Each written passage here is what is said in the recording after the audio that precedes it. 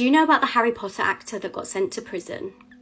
You may remember Jamie Waylett, who played the Hogwarts bully Vincent Crabbe in the Harry Potter films. Although for many actors this would be a dream come true to be in such well-known films, Jamie reportedly struggled with the fame. He began to use substances in order to cope with his mental health struggles. In 2012, London saw some of the most devastating riots, including looting and arson, as well as the deaths of 5 people. Jamie was arrested for being involved in the riots. He was pictured getting involved in looting and holding a bottle full of petrol. He was also with a gang of at least 4 people who went into Chalk Farm on the 8th of August. He also had a previous conviction for substance possession at that time. In 2012, he received a 2-year sentence for violent disorder and 12 months for handling stolen goods. It's believed that since being released from prison, he hasn't been in any big films. These are videos that will give you new fears, part 1. The video I'm about to show you shows a Malaysian man getting stuck inside of a water slide. He came to an abrupt stop twice, which made him call out for help and start to panic. Just imagine this happening to you, and here's the video.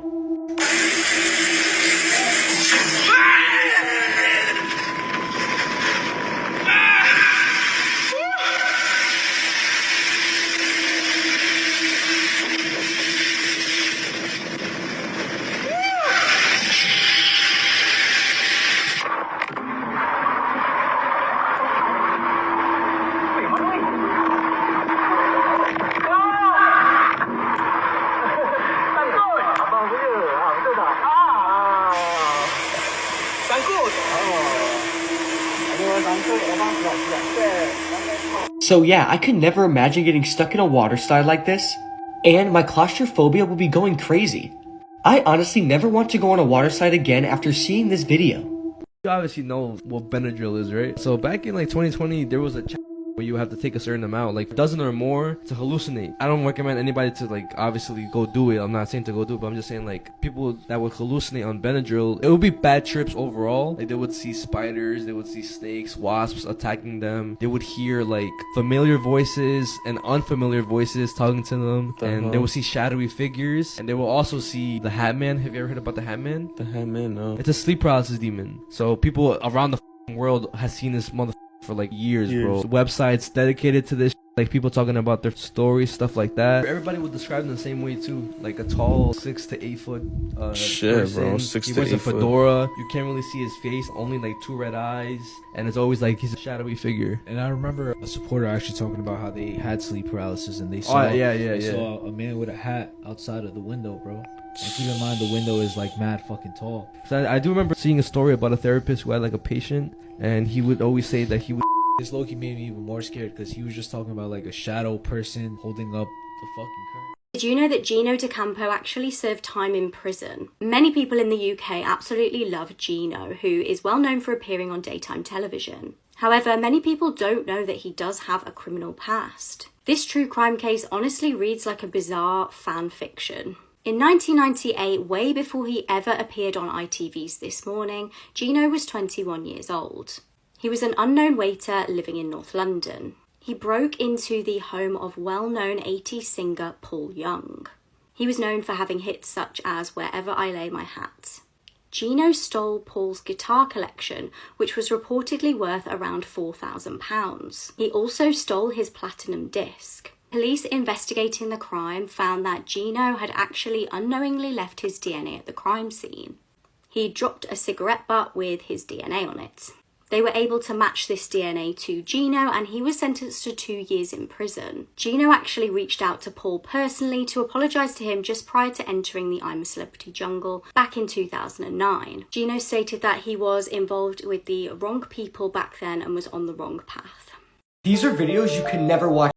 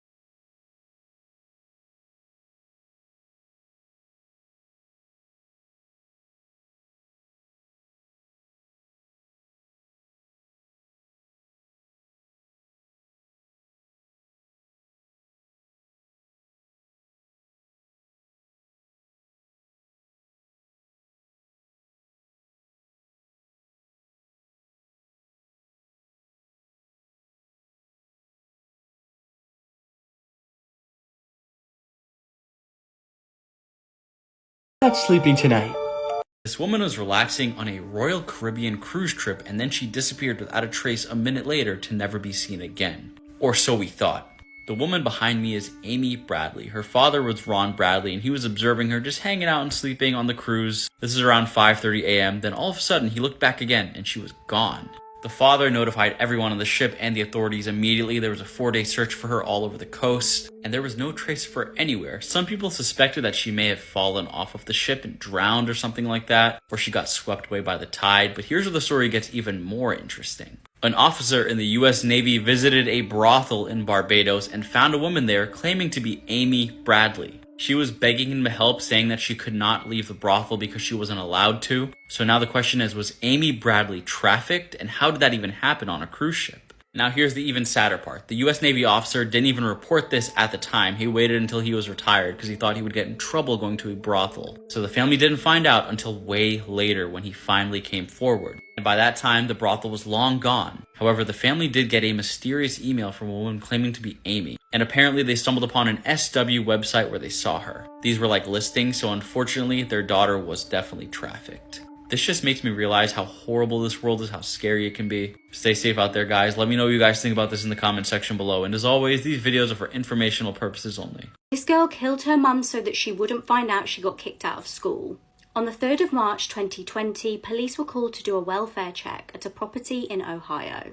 Brenda Powell lived in the house, the 50-year-old mother of Sydney Powell. Brenda had actually been on the phone with Sydney's former school. This was the University of Mount Union.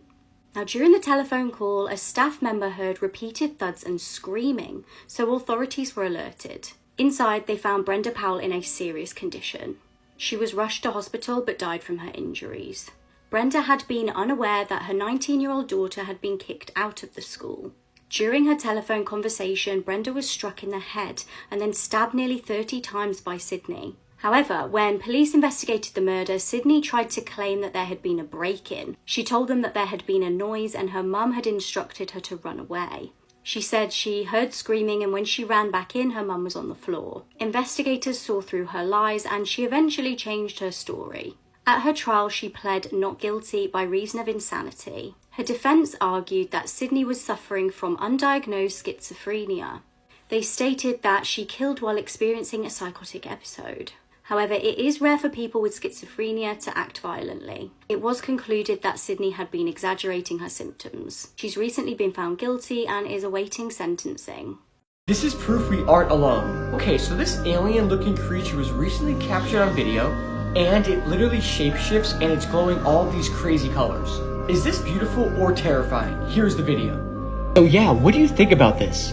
I have no idea what this is, but it's absolutely terrifying. And this is also 4,000 feet in the ocean.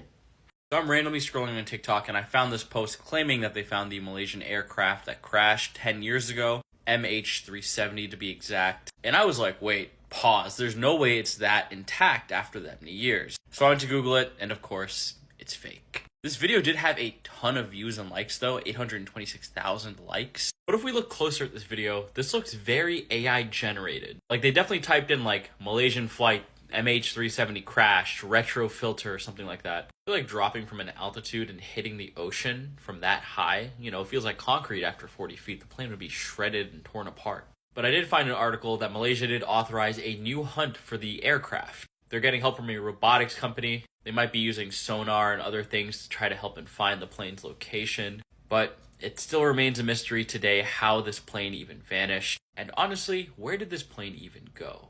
I don't think they found any debris from the crash site, did they? And this felt like it happened yesterday, literally 10 years ago. Let me know your thoughts in the comment section below. Will they ever find this plane? Let me know what you guys think. And as always, these videos are for informational purposes only. This man shot his colleague's boyfriend after she rejected him. 37-year-old Kevin Prasad worked with Thandar Singh at San Francisco International Airport. The pair had been working together for years and multiple times Kevin had asked Thandar out on dates. She always rejected his advances. She was happily in a relationship with 31-year-old Mark Mangakat. The pair even had a 3-year-old daughter and soon planned to move to Vegas. Despite his interest in his girlfriend, Kevin never actually had an argument or a disagreement with Mark. There were no warning signs for what was to come. On the 25th of April 2018, Mark went to the airport to pick his girlfriend up from work. Little did he know he was being followed. Kevin had hatched a murderous plan to stop his crush moving away with her boyfriend. Kevin and an alleged accomplice, Donovan Rivera, followed the pair home that day. As Mark was reversing his car into the garage, Kevin fired shots into the car. This killed Mark, and it is a miracle that no bullets hit Thandar. The killer fled the scene, and Thandar hadn't spotted that it was actually her work colleague. When investigators quizzed her about any potential enemies that Mark may have had, she mentioned Kevin almost as an afterthought. She said, "There is a fellow at work who has an interest in me, but he would never do that." A jury recently found Kevin guilty of murder, and he will be sentenced in November. These are videos humans were never meant to see. Okay, so we all know how the Titanic sank and snapped in half. But have you ever wondered what it looked and sounded like? If so, the video I'm about to show you is a pretty accurate description of what it looked and sounded like at the moment the Titanic snapped in half and sank. A survivor also said that they can't even go to baseball games anymore because it reminds them of all the screams the night of the Titanic. Here's the video, and it's pretty disturbing.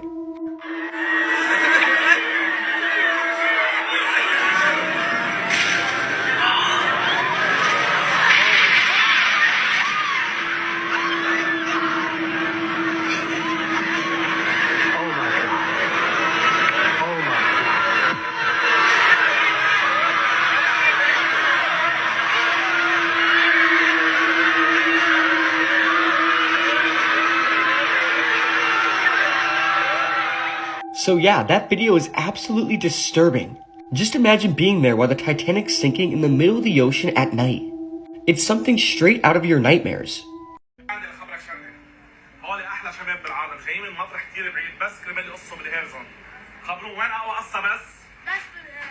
According to reports I found online, George Mubayed, who ran the account HairZone700, has recently been arrested for being a pedophile. There are a bunch of sources you can go to find this information online, but this is one of them. So according to these articles and these investigations, George was using his TikTok account to lure minors into his shop. And this was a ring. He was one of the heads of the ring. According to the reports, there were other members that were on TikTok that would actively work to get children into the shop. And they would all then participate in grapes against the children, which would be recorded, filmed, photos would be taken, and these photos would then be sold and posted on the dark web for other pedophiles to enjoy. Now, I did notice that the HairZone700 TikTok account is gone, which I thought was strange because it had 700,000 followers, so there has to be some truth to all of this. But they do have a Facebook page. I don't know if this is something new or what. And disturbingly, there are photos and videos that are being posted. This one was just posted 2 or 3 days ago, showing the accused man with a bunch of different children. Now, I don't know if these are re-uploads of content or what's going on with all of this, but these are really serious, staggering, disturbing accusations. And it does make sense. I mean, these videos are goofy, they're humorous, they're engineered to entertain children. So I'm going to keep you guys updated on this situation because if you go read the articles, it's especially disturbing. And yeah, I'm going to keep on top of this.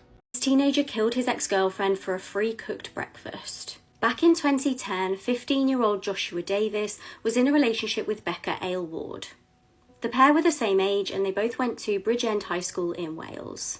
Rebecca, who was known to her friends as Becca, had dreams of one day becoming a barrister. Upsettingly, throughout the relationship, the schoolboy had been aggressive and controlling with Becca.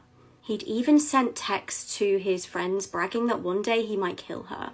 On one occasion, one of Joshua's friends replied saying that if he did so, he would buy him a cooked breakfast. Chillingly, Joshua would later say to his friend, "Don't say anything, but you may just owe me." In October 2010, despite the pair having broken up, Joshua told Rebecca he wanted to meet her at a local woods. Alarm bells rang for Rebecca's family when she failed to return home that day.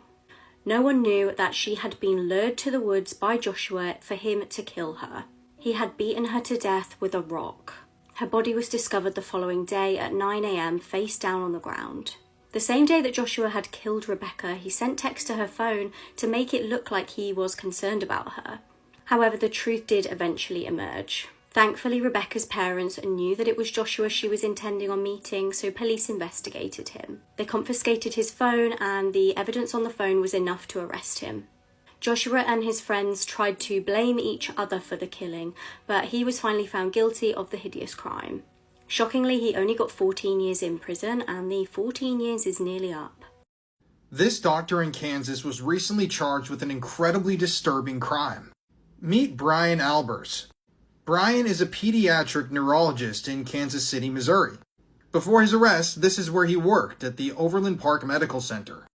In doing some research for this TikTok, I saw a number of photos of Brian working closely with children. It's pretty disturbing to see him in these circumstances, given what I'm about to tell you. Well, on November 15th, 2023, Brian was charged in federal court on CP or CSAM charges. Allegedly, Brian had been recording children with hidden cameras. The police also discovered text messages that Brian had sent that read, "I'm going to jail. I'm going to lose my license. I do not want to die. I do not want my kids to see me dead." According to the person who actually reported this crime, they were asked by Brian themselves to head to the hospital to retrieve his electronics.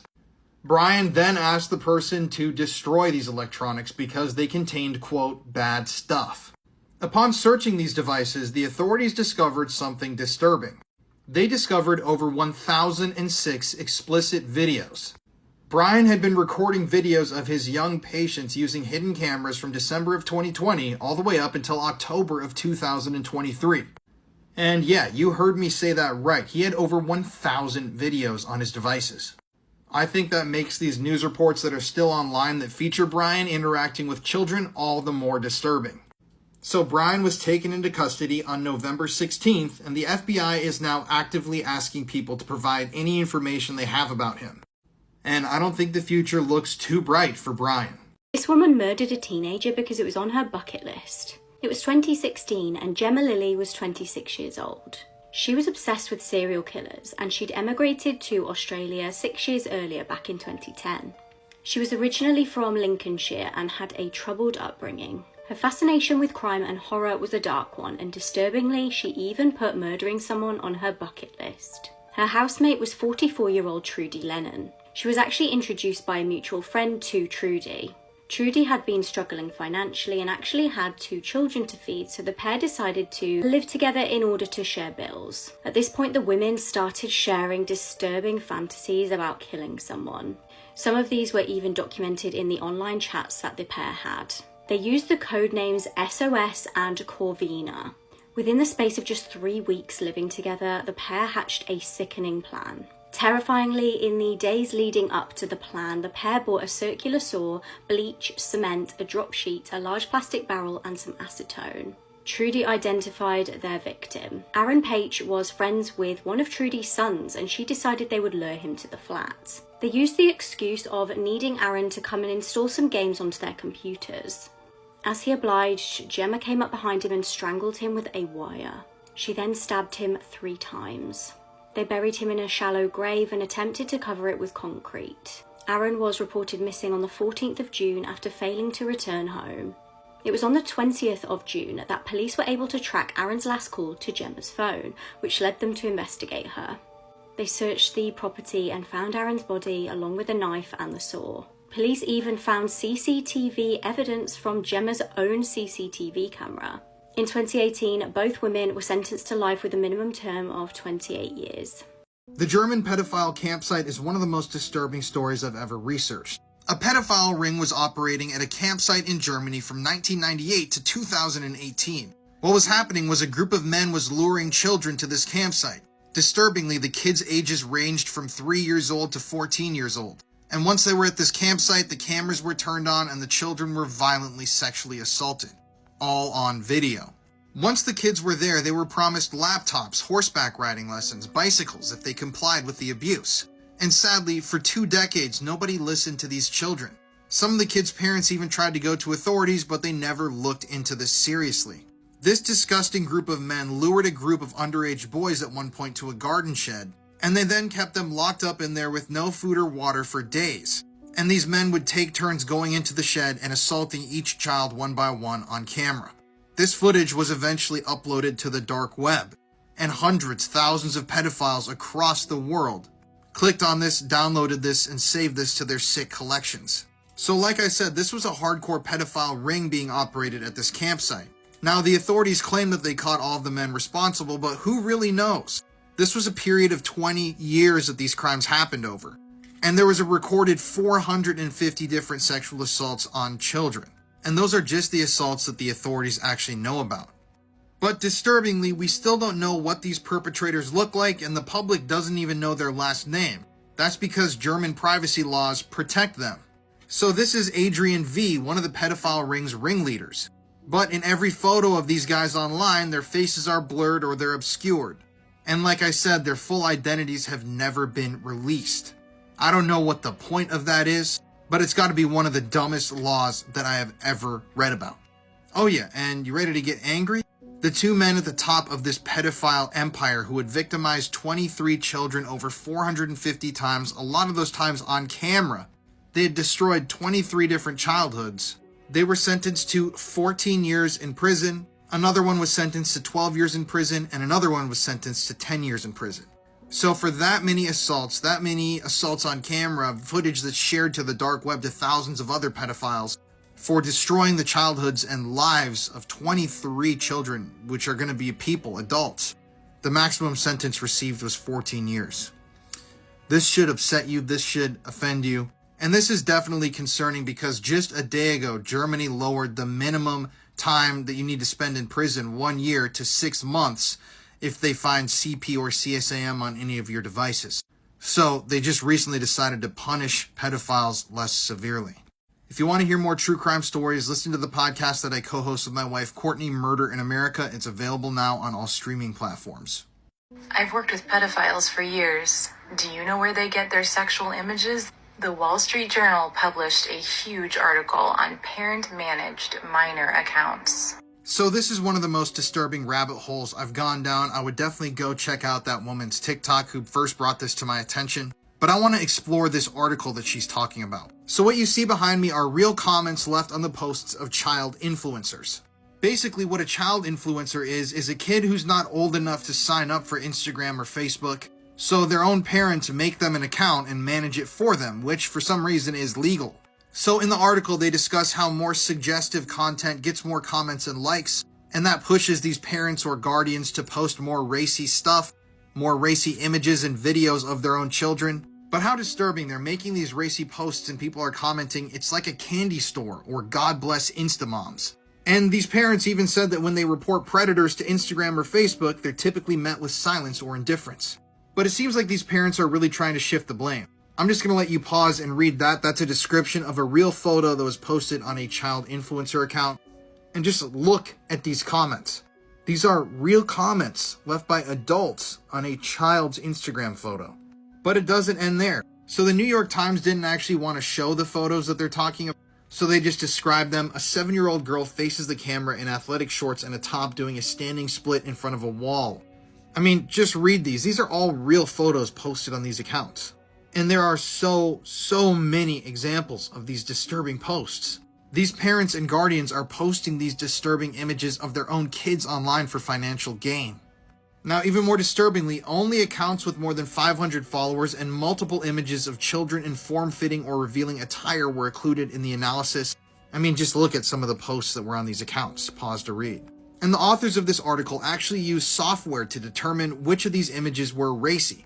Surprise, surprise, it was most of them. I mean, how disturbing is this? A girl in early adolescence opens a lace robe to reveal a string bikini with ruffles on top. She looks at the camera in heavy eyeshadow, making a kissy face. These are parents posting this of their own kids, knowing what they're going for. And these are some of the comments that are on that post. But even more disturbing is the fact that these parents or people that run these accounts actually offer exclusive subscriptions. So men, or rather anybody, can pay these parents for exclusive videos and photos of their children. Obviously, these photos aren't fully graphic, but they are oftentimes more racy and more suggestive than the ones they post publicly. Some of these parents even offer people online the chance to chat or speak with their child for money. And disturbingly, they also sell their children's used leotards, cheer outfits, and other undergarments and clothing.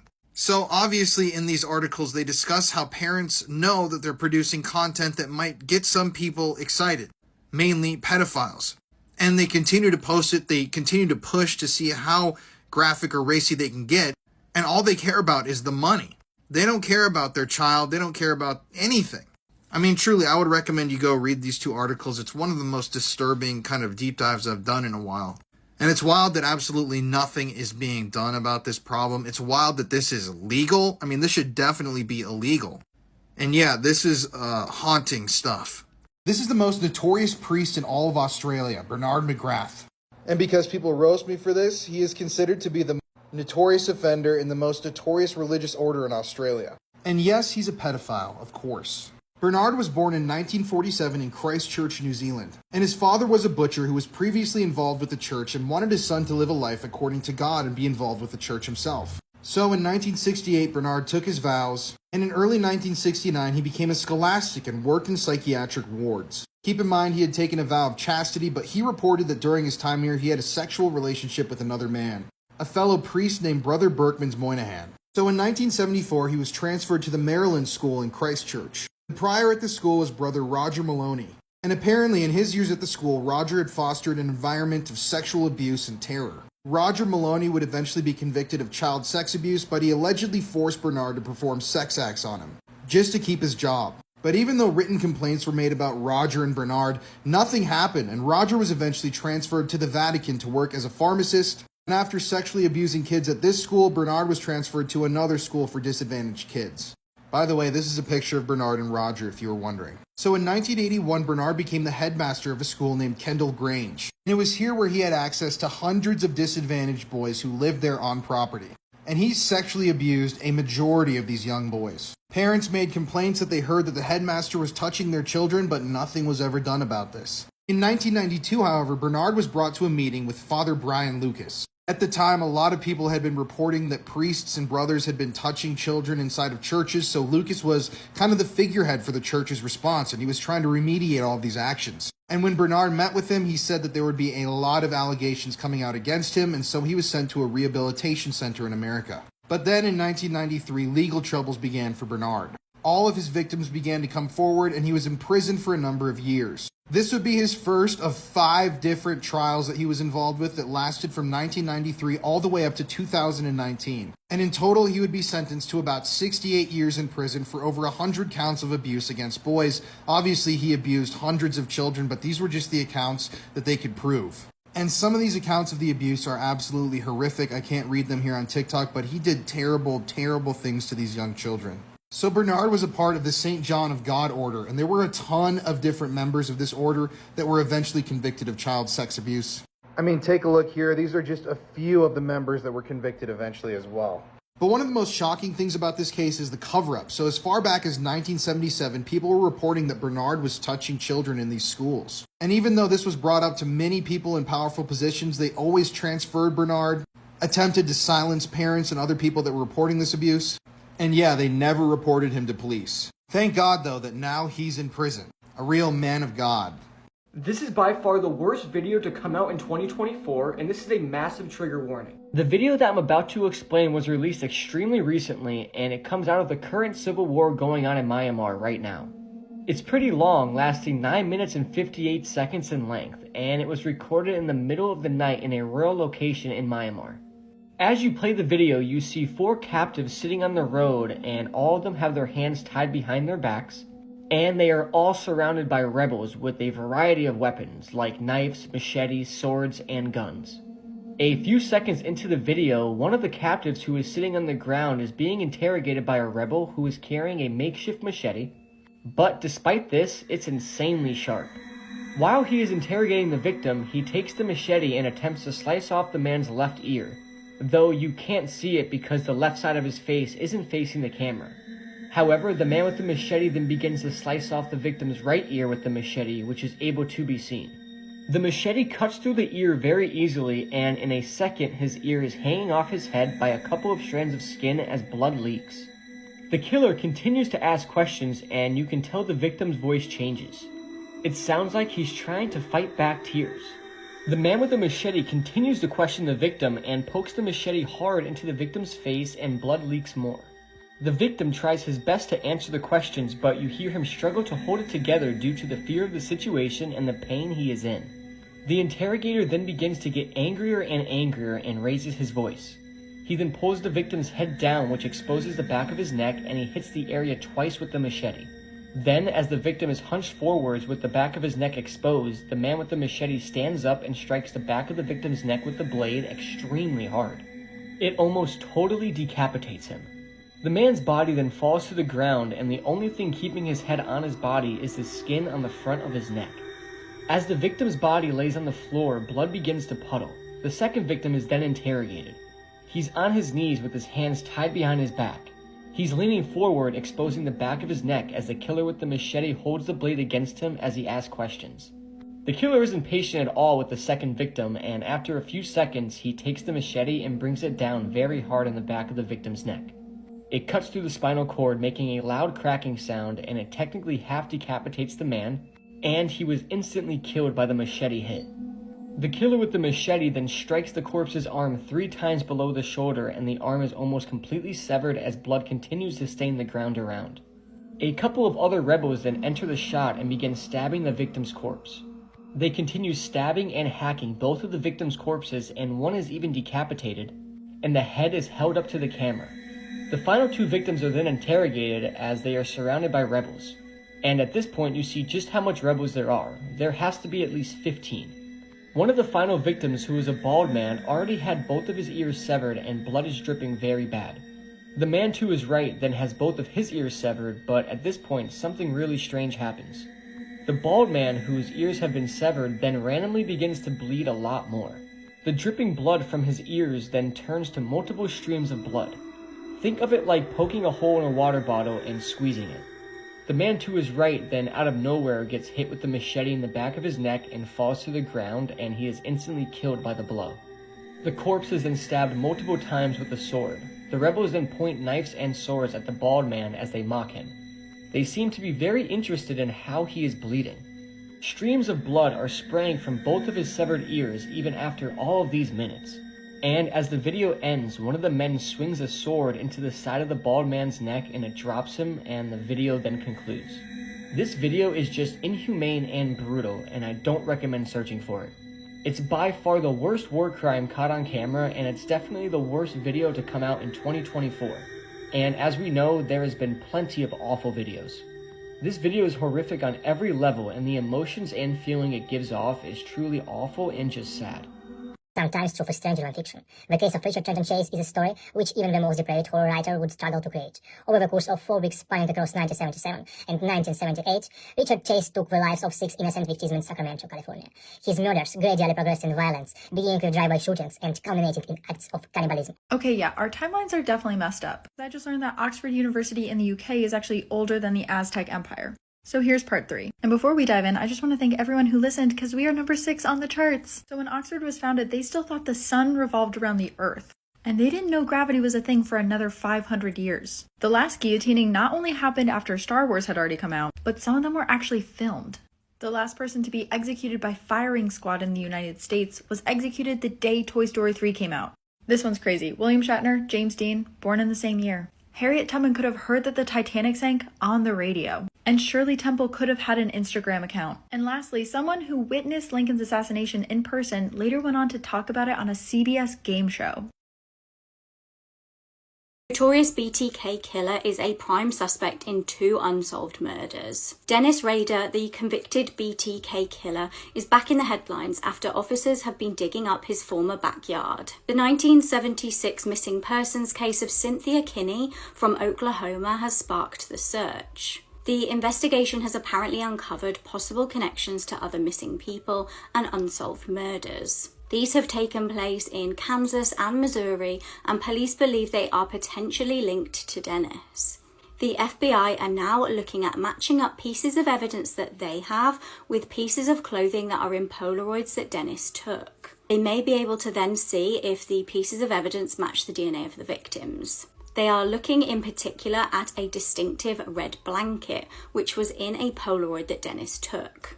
They believe that this may belong to Shauna Garber. Shauna was actually 22 when she was AR'd and killed in 1990. Her body was recently identified in 2021, hence the advancements in this case. This haunt has a much creepier history than I thought. I'm gonna show you some theories about Barbie that have been keeping me up at night. And I cover all sorts of creepy and true crime stuff, so follow along. In 2010, Barbie released a doll that had a camera on her necklace as well as a video screen on her back. This doll has since been discontinued, but there's a lot of rumors about what happened to this footage when it was recorded. So people have always theorized that the footage was collected and sold either by Mattel or by someone more nefarious. And it's been mentioned how easy it would have been for hackers to collect and sell all this data. The FBI even put out a statement about it. Barbie also released and discontinued the Hello doll, which could listen to children and respond with over 8,000 pre-recorded answers. A lot of parents worried that these dolls were potentially recording their children and then selling that data, but this doll also has really concerning reviews. Like, people say that the doll won't take no for an answer. Like, if she asked if you wanted to hear a story and then you said no, she would actually push back and then just tell you the story anyways. And the doll would also ask really specific and targeted questions about children, like how big their families were and if they had any siblings. Was this doll just collecting market data on children, or was it something much weirder? This teenager is accused of killing his ex, then sitting in a room with her corpse for hours. 18-year-old Natalie Martin was just like any other young girl letting her hair down after graduating. She was recently on holiday celebrating with a group of her friends after graduating Philo High School in Duncan Falls, Ohio. They were staying at a rental home in South Carolina. Natalie's ex-boyfriend, 18-year-old Blake Linkus, was also there with the group. The pair had actually broken up in February this year, as apparently Blake had grown violent. On one occasion, he, quote, took her and threw her across the room. On June the 5th, the day before her death, Blake and Natalie had apparently been arguing because he found out she'd been texting someone else. On the fateful night in question, the group had been out clubbing when Natalie decided to go home because she felt unwell. Blake also went back with her. Around 9 a.m. the next morning, Blake came out of his room covered in blood. He was shouting that Natalie wasn't waking up. Blake had seemingly stabbed himself in the chest after killing Natalie. When two members of the group tried to attempt CPR on Natalie, they said it was way too late, she was cold and stiff. This suggests that she had been deceased for a long time and Blake had seemingly sat in the room with her corpse. When I was 12, I took the lives of my parents and brother. I am Jasmine Richardson, and this is my story. I was born in Alberta, Canada in 1994. I grew up with my younger brother and we were a happy family. That changed when I met Jeremy Steinke, a man 11 years older than me, at a punk concert. Jeremy had a tough life. His mom was an alcoholic. His dad abused him and he believed he was a 300-year-old werewolf. He was into the gothic scene and always carried a small bottle of blood with him. Jeremy and I fell in love, but my family did not approve of him. When my parents forbade me to see Jeremy, we decided to do something terrible. In April 2006, we decided to kill my parents. Jeremy killed my parents in our home and I killed my younger brother. We ran away, leaving our home covered in blood. The next day, a friend saw a body through our home window and called the police. At first, they thought I might be a victim too. But they soon realized that I was a suspect. They caught us later that day in a town about 130 kilometers away. I was given 10 years in jail because I was young. And Jeremy was sentenced to life, which means 25 years in Canada. In 2016, I was released from jail. Now, I live somewhere unknown under a new name. During my time in jail, I wrote letters to Jeremy. In those letters, I showed no regret for what I did. Instead, I told him I wanted to marry him when I was divorced. But a police officer asked why I killed my brother. I simply said I did not want to grow up without parents. This is one case that still haunts me. The story of the disappearance of Jason Jolkowski is one of the weirdest things that you'll ever read about. And it's haunting because to this day, this mystery has never been solved. So let's take a look at it.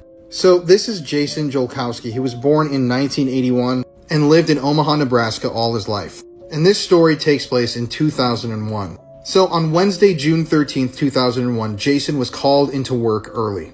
So initially, Jason planned on walking to his job, which was 4 miles away. due to the fact that his car was in a repair shop that day. But he eventually made plans for a friend to meet him at a high school that was nearby. So this high school, Benson High School in Omaha, Nebraska, was only half a mile from Jason's house. Literally an 8-block walk, and that's where his friend was supposed to meet him. So just take a look at this photo. This is the exact route that Jason was going to take to the high school. It's only a 10-minute walk, and keep in mind, he was about to make this walk in the middle of the morning in broad daylight. In a city like Omaha, Nebraska, where crimes like disappearances and murders don't really happen all that frequently. So at 10:45 a.m. that morning, a neighbor saw Jason helping his younger brother with the trash outside of his home. And at some point right after that, he left to go on this walk to go meet his friend. And during this walk, Jason vanished off the face of the earth. So to this day, no trace of Jason has ever been found. There were no remains ever recovered. Nobody has seen anybody that's ever looked like Jason. Nobody reported seeing somebody being abducted on the day that he went missing. Nobody even reported seeing anything out of the ordinary. It's as if he simply vanished literally into thin air. They even checked the security camera footage from the school that he was supposed to be walking to that day, and the security camera videos showed that Jason never arrived. It was somewhere on that half-a-mile walk when he vanished. Now, Jason's parents have suggested that they believe he may have been abducted and killed, but with no body ever having been found, that theory is just really hard to prove. And yeah, it's been over 20 years since this happened, and no trace of Jason has ever been found. That's why it's a case that will haunt me. I mean, it's just scary to think that you can be making a half-a-mile walk in the middle of the day, in the middle of your city, and go missing, and no one will ever even find a piece of your clothing. Deconstructing Christianity is not a fad.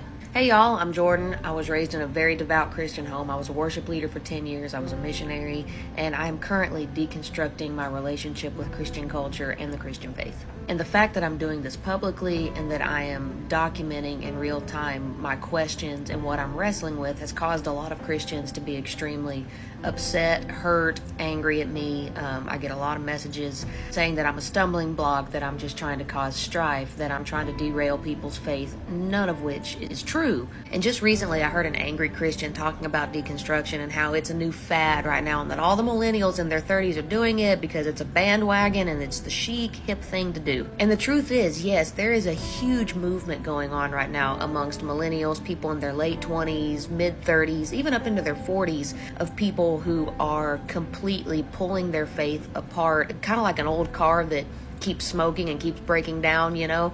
They're literally taking it down to the nuts and bolts and pulling it apart and going, okay, what isn't working? And yeah, I'm sure there are some people that are kind of jumping on it just because it's a talking point and it's something that makes them feel special. But as a general rule, I really do think that the deconstruction movement that's happening right now is due to the fact that there was an entire generation, my generation, who was raised in purity culture, rapture culture, end times culture, and worship culture that was extremely toxic. It was extremely unfounded in biblical truth, and we were so ingrained and so indoctrinated that this was the way, this was the truth, and we were unknowingly raised through childhood to be full of shame, to be full of fear. And as adults, we are very anxious and depressed and have rock bottom self-esteem because we were told we're unworthy, we are nothing without God, that we are dirty, we're unclean without God. And the truth is, there are adults now that are extremely dysfunctional that are having to go, okay, why am I like this? And unfortunately, a lot of the flashing red lights are pointing toward your Christian raising. So look, the word deconstruction doesn't mean necessarily abandoning your faith. It's exactly what it sounds like. It's deconstruction. I'm pulling this apart down to the nuts and bolts to see what isn't working, what is working, and to put it back together in a way that is more functional, that is more healthy. And however you put that car back together, if you are a more healthy, functional human being, cheers to you. Stepfather broke both of my legs. I'm Kelsey Briggs, and this is my story. I was born on December 28, 2002 in the United States. My mother's name is Ray Dawn Smith and my father is Lance Bridge. During my mother's pregnancy, they decided to separate. In 2004, my mother met Michael Lee Porter and they quickly moved in together with Michael's 2 daughters from a previous relationship. Hospital visits started very early for me and many bruises began to appearing all over my small body. My mother took me to my father, noticed many bruises while giving me a bath. He immediately took me to the hospital and contacted social services who found signs of abuse. My father contacted my mother and asked her questions, but she did not understand what was going on. In 2005, my custody was taken away from my mother and I was placed in the care of my paternal grandmother Brits. Despite this, my mother still had the right to see me from time to time. One day when my grandmother came to pick me up, I had a bruise between my eyes. My mother explained that I had bumped into a piece of furniture. Another time, she said that I had twisted my ankle. But when I was taken to the hospital, I still had bruises on my body. My mother dropped me off at my grandmother's, who noticed that I was barely walking. On April 18, 2005, my mother married Michael Porter, and as days went by, it became increasingly evident that I still couldn't walk. My mother took me back to the hospital, and that's when doctors discovered that I had both of my tibias fractured. When I spoke to a social worker, I said that Papa might hurt my feet. The doctor explained to my mother that my legs had been broken with great force.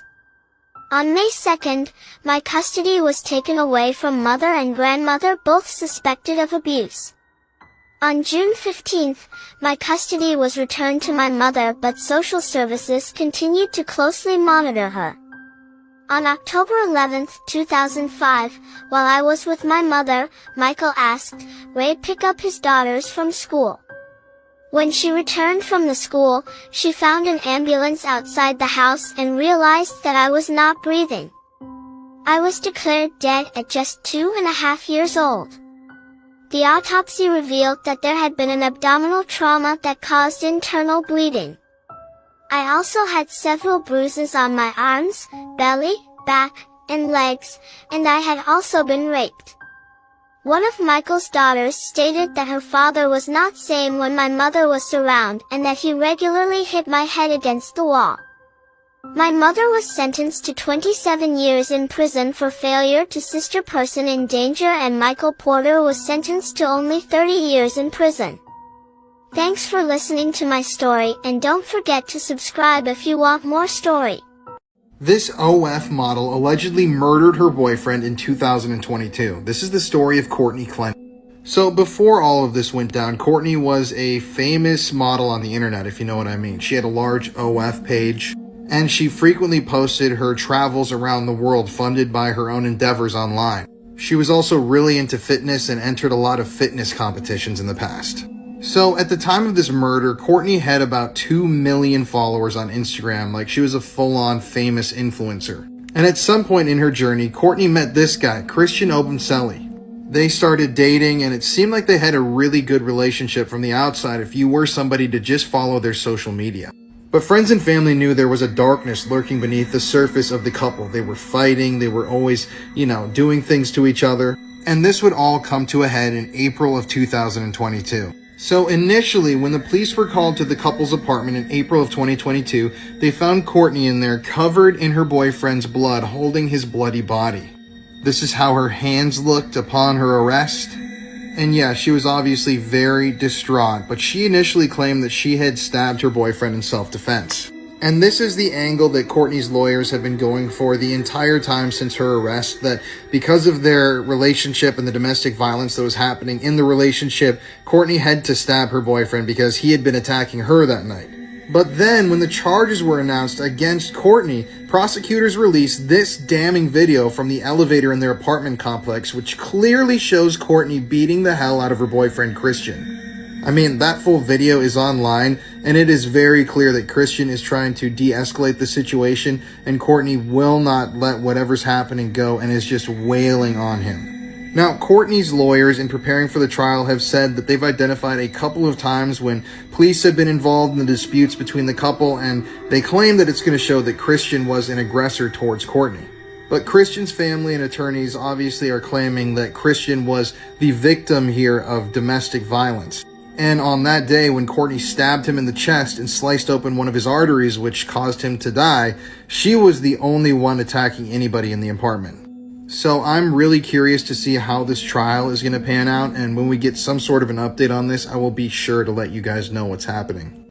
How young is the world's youngest serial killer? 20? 18? Even 15?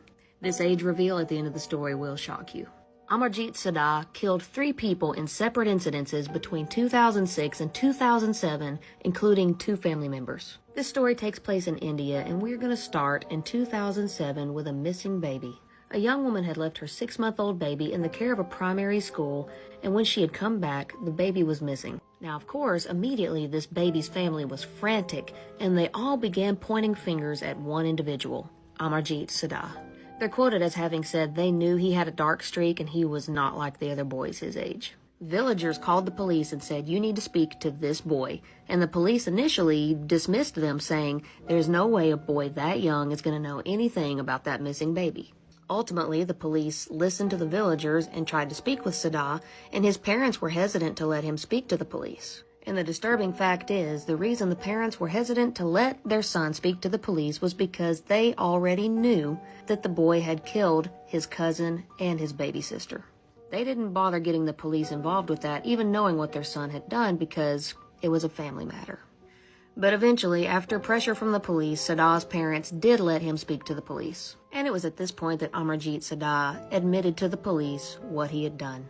While in police custody, Amarjit was very cool, very collected, even asked for a biscuit at one point before telling the police that he had in fact snuck into the daycare where the baby was sleeping, took the baby out of the crib and out into the woods where he brutally beat her with a brick and strangled her.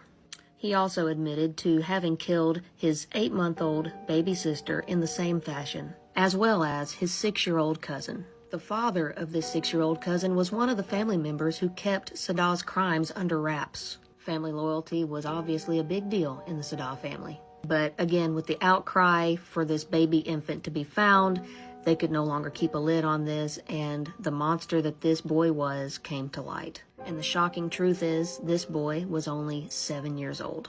This young boy was a certifiable psychopath.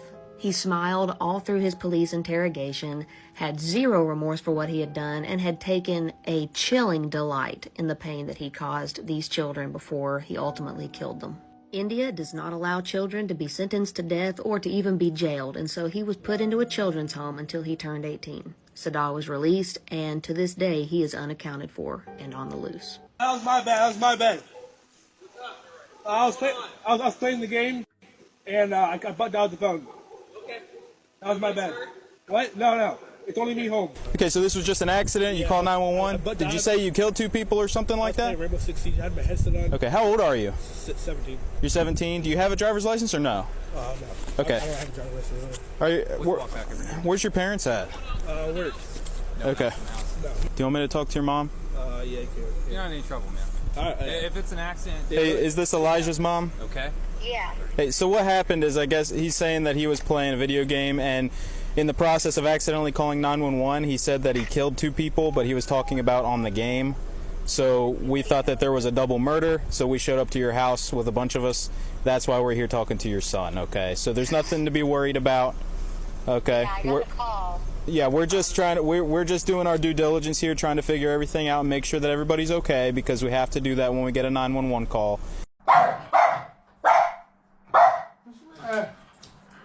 What? Look in there, mate. Look in there. What? Look in there.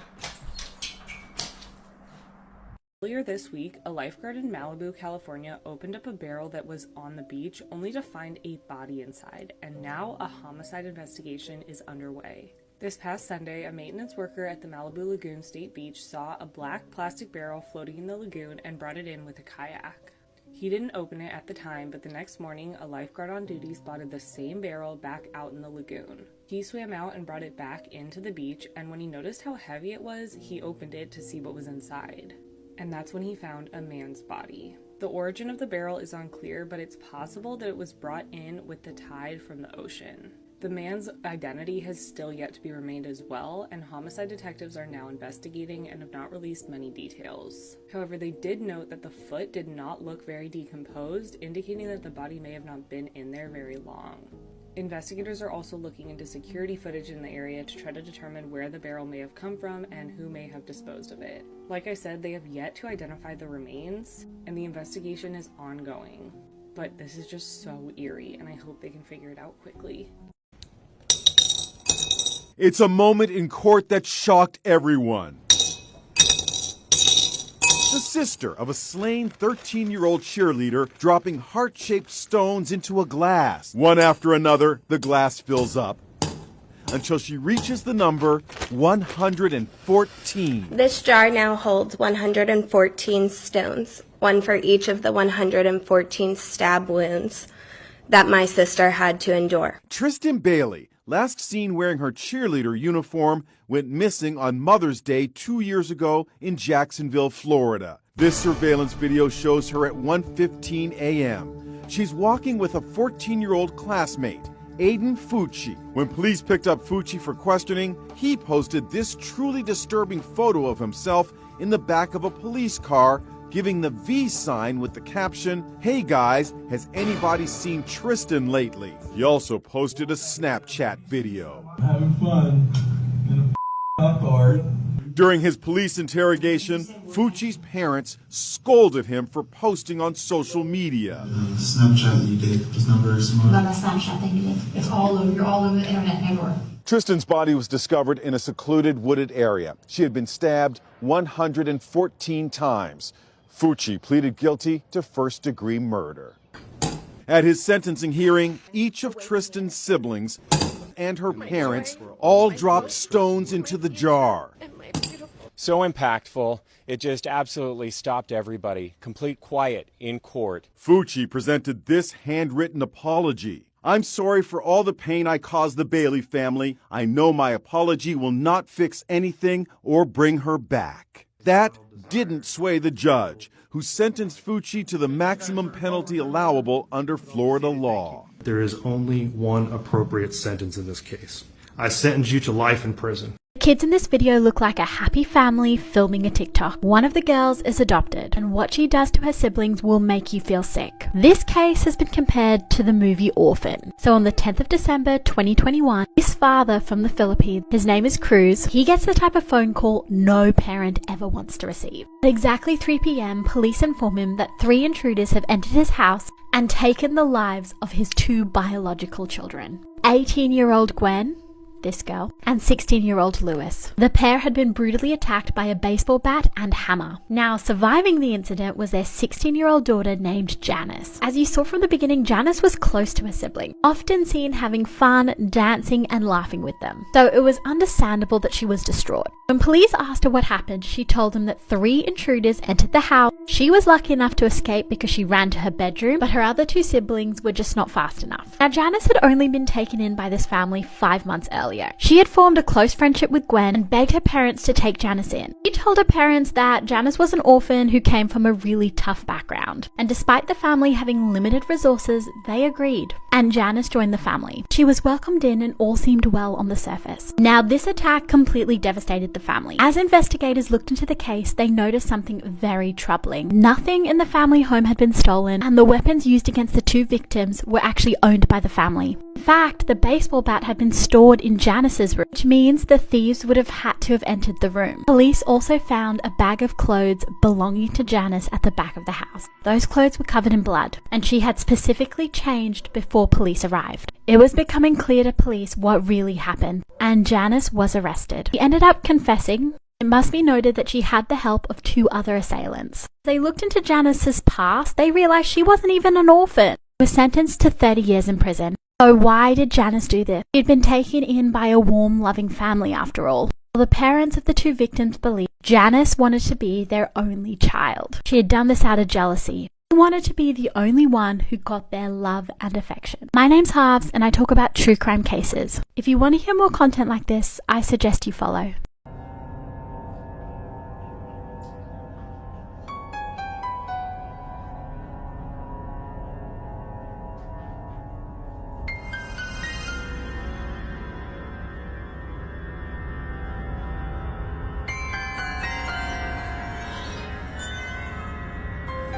I was the actor in the Power Rangers show, but most people don't know the disturbing acts I committed on 2 innocent people. What I did will shock you. My name is Skylar DeLeon, and this is my story. I was the Red Ranger in the show Power Rangers. On the outside, I seemed like a great human, but on the inside, there was a deep, disturbing side of me. One day I saw a listing for a boat that was for sale. I contacted the owners named Thomas and Jackie, and I expressed my interest in purchasing, but asked Fee I could take a ride on the boat to see Fee I liked it. They seemed like great people and happily agreed, so I met up with them and brought some of my friends. I pretended like my friends were people who would help me run the boat, but little did Thomas and Jackie know that they were all former convicts. The boat ride started off great. Thomas and Jackie couldn't have been nicer, and they gave me a ton of boating tips. Once we were pretty far out on the ocean, me and my friends ganged up on them and forced them to sign the boat over to me or we would kill them. They reluctantly did, and once they did, I tied them to the anchor and threw the anchor in the water. That was the last of Thomas and Jackie. I would have gotten away with the time if my friends didn't snitch, and also Jackie tricked me. When signing over the boat, she purposely spelled her name wrong, and that made the police very suspicious. I have been sentenced to life in prison, and so far while in prison I switched my gender to female. Follow for more stories. This is the most notorious priest in all of Australia, Bernard McGrath. And because people roast me for this, he is considered to be the notorious offender in the most notorious religious order in Australia. And yes, he's a pedophile, of course. Bernard was born in 1947 in Christchurch, New Zealand, and his father was a butcher who was previously involved with the church and wanted his son to live a life according to God and be involved with the church himself. So in 1968, Bernard took his vows, and in early 1969, he became a scholastic and worked in psychiatric wards. Keep in mind, he had taken a vow of chastity, but he reported that during his time here, he had a sexual relationship with another man, a fellow priest named Brother Berkmans Moynihan. So in 1974, he was transferred to the Maryland School in Christchurch. The prior at the school was Brother Roger Maloney, and apparently in his years at the school, Roger had fostered an environment of sexual abuse and terror. Roger Maloney would eventually be convicted of child sex abuse, but he allegedly forced Bernard to perform sex acts on him, just to keep his job. But even though written complaints were made about Roger and Bernard, nothing happened, and Roger was eventually transferred to the Vatican to work as a pharmacist. And after sexually abusing kids at this school, Bernard was transferred to another school for disadvantaged kids. By the way, this is a picture of Bernard and Roger, if you were wondering. So in 1981, Bernard became the headmaster of a school named Kendall Grange. And it was here where he had access to hundreds of disadvantaged boys who lived there on property. And he sexually abused a majority of these young boys. Parents made complaints that they heard that the headmaster was touching their children, but nothing was ever done about this. In 1992, however, Bernard was brought to a meeting with Father Brian Lucas. At the time, a lot of people had been reporting that priests and brothers had been touching children inside of churches, so Lucas was kind of the figurehead for the church's response, and he was trying to remediate all of these actions. And when Bernard met with him, he said that there would be a lot of allegations coming out against him, and so he was sent to a rehabilitation center in America. But then in 1993, legal troubles began for Bernard. All of his victims began to come forward, and he was imprisoned for a number of years. This would be his first of 5 different trials that he was involved with that lasted from 1993 all the way up to 2019. And in total, he would be sentenced to about 68 years in prison for over 100 counts of abuse against boys. Obviously, he abused hundreds of children, but these were just the accounts that they could prove. And some of these accounts of the abuse are absolutely horrific. I can't read them here on TikTok, but he did terrible, terrible things to these young children. So Bernard was a part of the St. John of God order, and there were a ton of different members of this order that were eventually convicted of child sex abuse. I mean, take a look here. These are just a few of the members that were convicted eventually as well. But one of the most shocking things about this case is the cover-up. So as far back as 1977, people were reporting that Bernard was touching children in these schools. And even though this was brought up to many people in powerful positions, they always transferred Bernard, attempted to silence parents and other people that were reporting this abuse. And yeah, they never reported him to police. Thank God, though, that now he's in prison. A real man of God.